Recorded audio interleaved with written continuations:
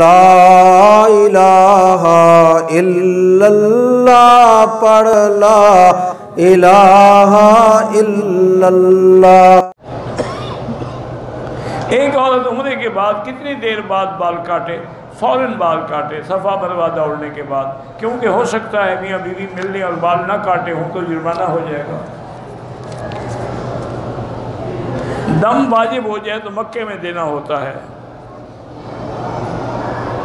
نمازیوں کے آگے نہ گزریں، مجبوری ہو تو سجدے کی جگہ سے دور ہو کے گزر جائیں۔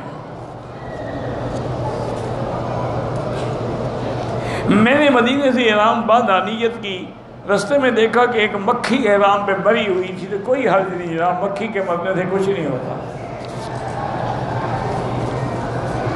دعا کرو اللہ ائمہ کی قبروں پہ کروڑوں رحمتیں کرے۔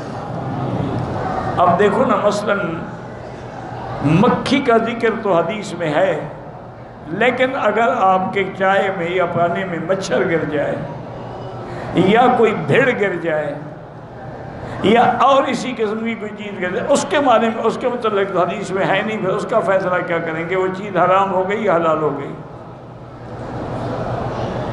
تو ائمہ نے اسی حدیث کو دلیل پکڑی کہ حضور نے فرمایا کہ اگر مکھی آپ کے کھانے میں پڑے یا دودھ میں پڑے تو اس کو پورا ڈبو دو، کیونکہ اس بدبخت کے دو پر ہیں، ایک میں بیماری ہے، ایک میں شفا ہے، اور یہ بیماری والا ہی ڈبوتی ہے، شفا والا اوپر رکھتی ہے، تو اس کو ڈبو دو تاکہ برابر ہو جائے، آپ کو نقصان نہیں ہوگا۔